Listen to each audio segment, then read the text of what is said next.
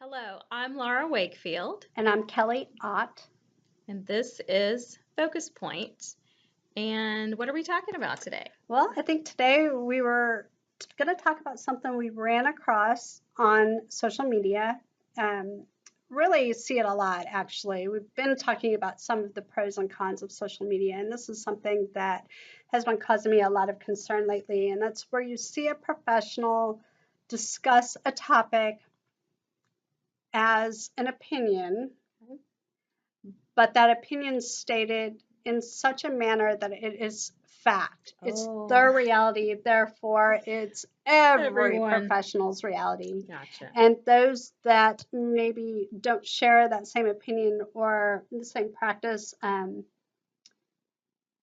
do not have very good practices or. Oh, so they're kind of judging this other person Mhm. who has had different experiences and a different opinion as not being acceptable or appropriate or as good as they Right. It's are. called Okay. professional lynching, which is what Oh, I would like to call I it. love that term, professional lynching. I felt that before. Hmm. Yeah. Yes, So I was that's a reading great, this I this like it. discussion. Yeah, Okay. I felt the noose tightening around my neck as I was reading this Okay, so discussion. you've had a Uh-huh. professional Yeah, lynching feeling I recently. have. They were Okay, I want to ta hear about this. talking about screenings in the Okay. school system. And the general, I think, tone of this discussion was that screenings are wrong and the professionals that conduct screenings in public schools are it's malpractice and they are just drumming up business. Wow, okay, Yeah. this is interesting. So I was kind of reading through and I started out reading the discussion and the discourse back and forth with a really open mind.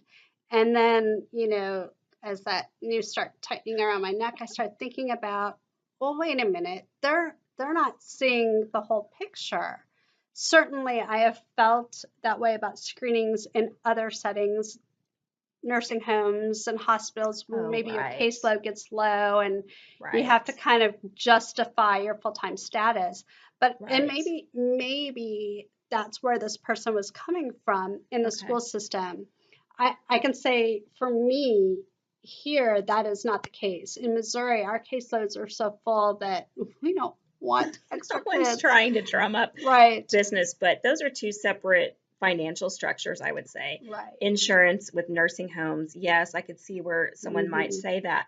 But with public schools, these are taxpayer dollars, and technically, you're supposed to be doing that as it's already been paid for. Right. Okay. And here in Missouri, now I honestly don't recall where this person was from, but here we are bound by child fine laws. We're Right, mandated to do those right, screenings and to identify kids who may require special education services. right. Plus, I think for me, I wish I would have saved that. Actually, I did save that. I'll show it to you later. Oh, Conversation, but it was done in a very attacking way, and right. so it was hard not to take it personally if you are someone that does screenings in the schools. But the problem that I had with it, besides that, was that this person really has their narrow viewpoint of what that means. And while Oh, that yeah. may be her reality and her situation, that's not necessarily How it is all everywhere. speech pathologists' Right, reality across the nation. And so exactly.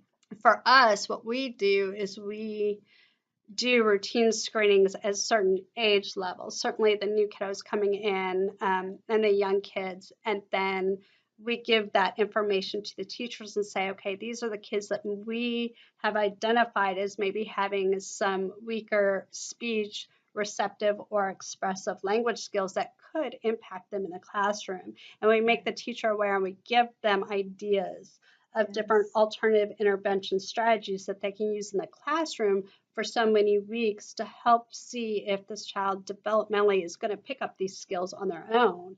It may not be a true disability. The point of screening isn't to say that child has a disability, it's Mhm. to do that quick screening to see where their skills are and if they need additional supports before you refer Sure. them for those special ed services or for an evaluation to determine if a disability even Right. exists. And a lot of states are really strong with their response to intervention or RTI Mhm. programs, and they have a pretty large percentage of their budget devoted to RTI. So they're going to be in a different mindset because of the funding and the requirements. So that, like, for example, a lot of districts can put kids into speech intervention programs just under Mhm. RTI for a while. So that would be a very different perspective that we would have compared to someone who is in a state that doesn't do Mhm. that RTI kind of funding. So I guess the whole point of this discussion today and this topic is that it really isn't about screenings. It's about when we post things professionally, our opinions about practices, and we are have a negative opinion about those practices. I don't think we always understand the global impact of that opinion being publicly Yeah. posted and Yeah. how that impacts the entire profession and other professionals that have different experiences. I don't know. I wish there was a better way for us to communicate our thoughts. And I'm not saying we shouldn't have these discussions. Maybe it's the manner in which we have these discussions that could change and we could have more collegiate professional debates about them without discussing or implying that someone's practices are substandard Right. or deficient or malpractice, because that's certainly, I know I had parents, question that and ask Oh, yeah. because they had seen some discussions about this on forums. And, it's good that parents are questioning, but to the point of my practices are being interpreted as malpractice or something that I shouldn't be doing because someone else has a different experience in their district. I think we need to be a little bit more careful and conscientious about that. And that you bring up an important point. A lot of times people will say, oh, but it was a closed group that we were discussing it in. How will parents know about it? Parents are in a lot of groups, you guys, and they're professionals. They could be a teacher, but they also have a child with a disability.